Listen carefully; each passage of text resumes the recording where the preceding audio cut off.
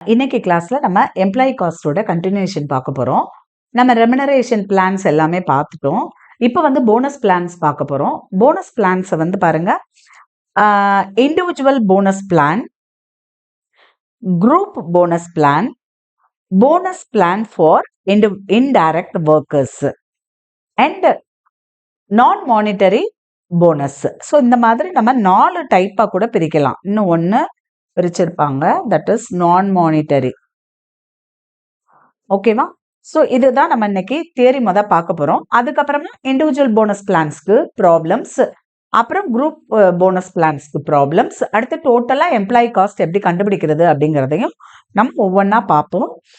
ஒவ்வொரு வீடியோவில் கூட பார்ப்போம் நம்ம. இப்போ ஃபர்ஸ்ட் பாருங்க, இண்டிவிஜுவல் போனஸ் பிளான். இந்த இண்டிவிஜுவல் போனஸ் பிளான்ல 3 தான். Halsey plan, Halsey Weir plan and Rowan plan. அவ்வளோதான், இந்த 3 தான் பார்க்க போறோம். குரூப் போனஸ் பிளான்லயும் பாத்தீங்கன்னா பிரீஸ்ட்மேன் ப்ரொடக்ஷன் போனஸ், ஸ்கான்லான் போனஸ், டவுனேட் பிளான் அப்படின்னு 3 பார்க்க போறோம். அதுக்கப்புறமா bonus plan for indirect workers and last one is non monetary plans. இதை தான் நம்ம பார்க்க போறோம். ஸோ ஃபர்ஸ்ட் வந்து நான் சொன்ன மாதிரி இண்டிவிஜுவல் போனஸ் பிளான் பார்க்க போறோம். அதாவது ஒவ்வொரு எம்ப்ளாயிக்கும் நமக்கு இண்டிவிஜுவலா போனஸ் எப்படி போடுவாங்க அப்படிங்கிறத பார்க்க போறோம். சில ஒர்க் வந்து நம்மளால இண்டிவிஜுவலா டிவைட் பண்ண முடியாது, குரூப்பா ஒரு ப்ராஜெக்ட்னு இருக்கும். அந்த மாதிரி குரூப்பா இருக்கிறதுக்கு தான் நம்ம அந்த குரூப் போனஸ் பிளான் போறோம். ஓகேவா? இப்ப நல்லா கவனிங்க. நமக்கு இந்த பிரீமியம், இந்த ஹால்சே premium plan, Halsey Weir plan, ரோவான் plan இதெல்லாம் கண்டுபிடிக்கிறதுக்கு ஃபர்ஸ்ட் என்னென்ன தேவை அப்படின்னா, டைம் அலோட் எடுத்துக்கோங்க. இன்னொன்னு டைம் டேக்கன். நீங்க டிடின்னு கூட போட்டுக்கலாம், ஏன்னா எல்லாமே 2 லெட்டரா இருக்கு. அது மட்டும் டைம் டேக்கன் மட்டும் ஒரு டி இருக்கிறதுனால டிடின்னு எடுத்துக்கலாம். டைம் சேவ்டு பாருங்க, time allowed minus time taken. Time saved is equal to time allowed minus time taken. அடுத்து ரேட் பர் ஹவர். இதுதான் தேவை. இதை வச்சுக்கிட்டு இவங்க கொடுத்த ஃபார்முலா படி நம்ம செய்ய போறோம். ஓகேவா? ஃபர்ஸ்ட் பாருங்க, டோட்டல் ஏர்னிங்ஸ். ஆக்சுவலி நம்ம வெறும் போனஸ் மட்டும் கண்டுபிடிக்கல, டோட்டல் ஏர்னிங்ஸ். டோட்டல் ஏர்னிங்ஸ்னா டைம் ரேட் படி கொடுப்பாங்க, அது பிளஸ் என்னது போனஸ். ஓகேவா? அப்ப உங்களுக்கு ஃபார்முலா படிக்கிறது வந்து ரொம்ப ஈஸியா இருக்கும், நீங்க அந்த மாதிரி பிரிச்சு படிச்சீங்கன்னா. அண்ட் கண்டுபிடிக்கும் போதும் அதே மாதிரியே நீங்க கண்டுபிடிச்சீங்கன்னா ரொம்ப ஈஸி. ஏன்னா என்ன தப்பு விடுவாங்கங்கிறத நான் ப்ராப்ளம் போடும்போது சொல்றேன். இந்த காஸ்டிங்ல ரொம்ப பெரிய பிரச்சனை, ஃபார்முலா கரெக்டா எழுதிடுவாங்க, பட் எதை செய்யணும் எதை அடுத்து செய்யணும்னு தெரியாம கண்டமணிக்கு கால்குலேஷன் ஆடு சப்ட்ராக்ட்னு மாறி மாறி போட்டு தப்பு விட்டுருவாங்க. என்ன தப்பு விடுவாங்கங்கிறதையும் நான் சொல்றேன். ரைட். இப்போ வந்து நம்ம ஹால்சே பிளான் பார்க்க போறோம். இதுதான் அவனோட wage. Time taken into rate per hour. Time taken into rate per hour. இது வந்து வேஜஸ். ஓகேவா? இந்த part wages. Remaining part is bonus. ரெண்டையும் ஆட் பண்ணோம்னா டோட்டல் ஏர்னிங்ஸ். ஸோ வேஜஸ் தனியா வச்சுக்கிறோம், போனஸ் தனியா வச்சுக்கிறோம், ரெண்டையும் ஆட் பண்ணி டோட்டல் ஏர்னிங்ஸ். ரைட்? இப்போ போனஸ் எப்படின்னா டைம் சேவ்டுல, டைம் சேவ்டுன்னா நான் சொல்லி கொடுத்தேன் இல்லையா, என்னது time allowed minus time taken. Okay, அந்த டைம் சேவ்டுல 50%. இப்போ 4 ஹவர்ஸ் சேவ் பண்ணா 2 ஹவர்ஸ்க்கு சம்பளம் கொடுப்பாங்க, ஐ மீன் போனஸ் கொடுப்பாங்க. 8 ஹவர்ஸ் சேவ் பண்ணா 4 ஹவர்ஸ்க்கு 50% ஆஃப் த ஹவர்ஸ்க்கு. ஸோ இப்போ 8 ஹவர்ஸ் ஒருத்தர் வந்து சேவ் பண்றேன் அப்படின்னா 8 into 50/100, 4 ஹவர்ஸ்க்கு 4 hours into rate per hour. அவ்வளவுதான், ரொம்ப சிம்பிள். இந்த ஹால்சே வேர் பிளான பாருங்க, இன்ஸ்டெட் ஆஃப் 50% 33 1/3%. ஸோ போனஸ் கம்மியா வரும். புரியுதா? போனஸ் வந்து நம்ம ஹால்சே பிளானை விட ஹால்சே வேர் பிளான்ல கம்மியா வரும். தென் ரோவான் பிளான்ல ஒரு ப்ரப்போர்ஷன் எடுக்கிறாங்க. இது நல்லா கவனிங்க, வேஜஸ் நமக்கு ஒண்ணுமே கிடையாது, time taken into rate per hour தான், அதுல பிரச்சனையே கிடையாது நமக்கு. பட் இது மட்டும்தான் நமக்கு மாறுது. இது பாருங்க, ப்ரப்போர்ஷனேட்டா எடுக்கிறாங்க. Time saved divided by time allowed. இவ்வளோ டைம் அலோடுக்கு இவ்வளோ டைம் சேவ் பண்ணாங்கன்னா டைம் டேக்கன் எவ்வளவோ அந்த ப்ரப்போர்ஷனுக்கு இன்டூ ரேட் பர் ஹவர். நல்லா கவனிக்கணும், time saved divided by time allowed into time taken into rate per hour. ஓகேவா? ஸோ இதுதான் கண்டுபிடிக்க போறோம் நம்ம. இப்ப அடுத்தது வந்து நம்ம குரூப் போனஸ் பிளான் அப்படின்னு சொல்லும்போது இது எப்போ யூஸ் பண்ணுவாங்க அந்த மாதிரி நம்ம பார்க்க போறோம். Number 1, Priestman's production plan. Standard production is fixed for a group, entire factory employees. Standard production fix பண்ணிடுறாங்க. அடுத்து, if actual production exceeds the standard production, then all workers are paid bonus in proportion to the increase in output. நான் 10,000 manufacture பண்ண சொல்லி standard output கொடுத்துருந்தேன். ஃபேக்டரியில் இருக்க எல்லா எம்ப்ளாயீஸும் சேர்ந்து 15,000 production பண்ணிட்டாங்கன்னா எவ்வளோ எக்ஸ்ட்ரா பண்ணியிருக்காங்க? 5,000 யூனிட்ஸ், ரைட்? ஸோ அதுக்கு ப்ரப்போர்ஷனா போனஸ் பே பண்ணுவாங்க எல்லா ஒர்க்கர்ஸ்க்கும். First one, Scanlon plan. Ratio of wages to sales value of the added value of output. ஏன்னா அந்த பொருளோட வேல்யூ ஆட் ஆனதே எதை வச்சுதான்? நமக்கு ஒர்க் எம்ப்ளாயீஸோட எஃபர்ட்ல. அதனால அந்த ஆடட் வேல்யூ எவ்வளவோ அதுக்கு தகுந்த மாதிரி இங்க பாருங்க, constant proportion of the added value of output is paid to workers as bonus. எந்த ஒர்க்கர்ஸ்க்கு? Who are responsible for the added value. ஓகேவா? ஸோ இது வந்து ஸ்கேன்லான் சொன்னாரு. அடுத்து டவுனி என்ன சொல்றாருன்னா, ஒன்றும் கிடையாது, அவர் காஸ்ட் ரிடக்ஷனை பத்தி பேசுறாரு. அதாவது ஒரு ஸ்டாண்டர்ட் லேபர் காஸ்ட் வச்சிருப்பாங்க, பட் ஆக்சுவல் லேபர் காஸ்ட் குறைஞ்சிருந்ததுன்னா, நல்லா கவனிங்க, ஆக்சுவல் லேபர் காஸ்ட் ப்ரொடக்ஷன் அதிகமா இருக்கணும், எவ்வளோ எக்ஸஸா இருக்கோ அதுக்கு தகுந்த மாதிரி நம்ம சொன்னோம்.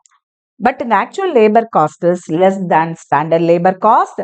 50% of the saving in labour cost is distributed among the workers. அப்ப யோசித்து பாருங்க, எல்லா எம்ப்ளாயீஸ் எப்படி லேபர் காஸ்ட்டை குறைக்கிறதுங்கிறதுல பயங்கர டீம் ஒர்க்கோட, டீம் ஸ்பிரிட்டோட இருப்பாங்க இல்லையா? அதுதான் தேவை நமக்கு. எல்லாரும் டீமா அந்த லேபர் காஸ்ட்டை ரெடியூஸ் பண்ணிட்டாங்கன்னா, இப்ப 10,000 ரூபாய் சேவ் பண்ணிட்டாங்க அப்படின்னா பாதிய மேனேஜ்மெண்ட் வச்சுக்கும், ரிமைனிங் பாதிய ஒர்க்கர்ஸுக்கு பிரிச்சு கொடுத்துட்றாங்க. அவ்வளவு. இப்ப bonus system for indirect workers. According to the production, bonus is paid to the productive workers, direct workers. Okay va? Direct workers na who are directly involved in the production. But இப்போ நம்ம என்ன பார்க்குறோம்னா indirect workers, அவங்களுக்கு எப்படி நம்ம bonus கொடுக்கறது? அப்ப it is paid on the basis of output of the department. டிபார்ட்மெண்ட்டோட output என்ன? Saving in time or expenditure. Time save பண்ணிருக்காங்களா இல்ல எக்ஸ்பெண்டிச்சர் சேவ் பண்ணிருக்காங்களா against the budgeted product quality, reduction of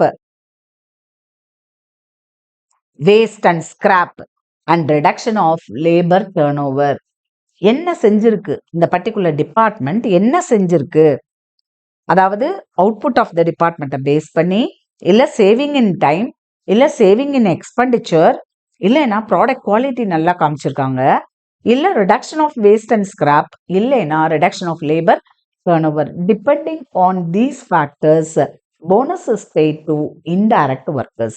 Okay, indirect workers are the workers who are not directly involved in the production, right? Next one, indirect monetary incentives. நான் சொன்னேன் போனஸ்னா எல்லாமே monetary. But நம்ம இப்ப என்ன பார்க்க போறோம் அப்படின்னா indirect monetary incentives. First one is profit sharing. நல்லா கவனிங்க, profits are shared among the workers in agreed proportion. ஒரு அக்ரீடு ப்ரப்போர்ஷன்ல எதை ப்ராஃபிட்டை ஷேர் பண்ணி எம்ப்ளாயீஸ்க்கு கொடுக்குறாங்க. But the payment of bonus act 1965 in India makes it mandatory to pay a minimum bonus of 8.33% of salary and maximum bonus of 20% of salary to the workers. சொல்லிட்டாங்க.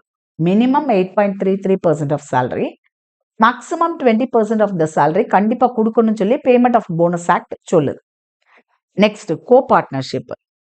The workers get an opportunity to participate in the ownership of the organization, and if they are also the owners of the company, then automatically they will get some share from the profit of the organization. Okay, so இது வந்து நமக்கு indirect monetary incentives கீழே சொல்லியிருக்காங்க. தென் நம்ம last என்ன பார்த்தோம்? நான் monetary incentives. மானிட்டரியா இல்லாம என்ன செய்வாங்க அப்படின்னு நம்ம பார்க்க போறோம். அப்ப பாருங்க, these incentives are given in addition to monetary. வெறும் நான் மானிட்டரி கொடுத்தா எந்த அளவுக்கு எம்ப்ளாயிஸ் வந்து சாட்டிஸ்ஃபைடா ஆகுவாங்கன்னு தெரியாது, ரைட்டா? ஸோ மானிட்டரி இன்சென்டிவ்ஸோட சேர்த்து நான் மானிட்டரி இன்சென்டிவ்ஸும் கொடுக்கணும். For further boosting the morale of the employees. Morale, employee morale ரொம்ப முக்கியம். ஸோ அதுக்காக அதை பூஸ்டப் பண்றதுக்காக along with the monetary incentives, non-monetary incentives are also given. ஓகேவா? ஸோ இப்போ 4 டைப் நம்ம பார்த்துருக்கோம். நல்லா கவனிங்க. First one individual bonus plans and second one is group bonus plans. So individual bonus பிளான்ஸ்ல 3 டிஃப்ரெண்ட் பிளான்ஸ் பார்த்தோம். குரூப் போனஸ் பிளான்ஸ்ல 3 different plans பார்த்தோம். அதுக்கப்புறம் இன்டைரக்ட் ஒர்க்கர்ஸோட மானிட்டரி இன்சென்டிவ்ஸ். ஓகே, அதுக்கடுத்து next one is non monetary incentives. Okay, so இந்த இடத்துல நமக்கு வந்து இன்டைரக்ட் ஒர்க்கர்ஸ்க்கு நம்ம போனஸ் சிஸ்டம் எப்படின்னு பார்த்தோம். அடுத்து இன்டைரக்ட் மானிட்டரி இன்சென்டிவ்ஸ் எப்படின்னு பார்த்தோம். அதுக்கடுத்து லாஸ்டா நான் மானிட்டரி இன்சென்டிவ்ஸும் பார்த்துட்டோம். ஸோ கிட்டத்தட்ட ஒரு 5 டைப் பார்த்த மாதிரி பார்த்தாச்சு. ஏன்னா நம்ம வந்து கம்பல்சரியா அந்த இன்டைரக்ட் ஒர்க்கர்ஸை நம்ம தனியாக தான் ட்ரீட் பண்ண வேண்டியது இருக்கு. ஏன்னா அவங்களுக்கு வந்து நாட் டைரக்ட்லி ரிலேட்டட் டு ப்ரொடக்ஷன்ங்கிறதுனால. ஓகேவா? ஸோ இதோட நமக்கு தியரி முடிக்குது. அதனால நீங்க முதல்ல தியரி பார்ட்டை நல்லா படிச்சுக்கோங்க. அப்படின்னா தான் என்னென்ன பிளான்ஸ் இருக்குங்கிறது தெரியும். ஏற்கனவே நம்ம வந்து ரெமுனரேஷன் பிளான்ஸ் பார்த்துருக்கோம் இல்லையா? Time rate, piece rate, differential piece rate அப்படிலாம் பார்த்துருக்கோம். அதுக்கு அடுத்து இப்போ நம்ம போனஸ் பிளான்ஸ்ல தியரி பார்த்துருக்கோம். இதை முதல்ல நல்லா பார்த்துக்கோங்க. அப்படின்னா தான் நம்மளால அடுத்த இதுக்கு போக முடியும். Thank you so much. வீடியோ பிடிச்சிருந்தா லைக் பண்ணுங்க, ஷேர் பண்ணுங்க ஃப்ரெண்ட்ஸோட. At the same time subscribe பண்ணாதவங்க சப்ஸ்கிரைப் பண்ணிக்கோங்க. அடுத்தடுத்து உங்களுக்கு வீடியோஸ் வரும். Okay, all the best. நல்லா படிங்க.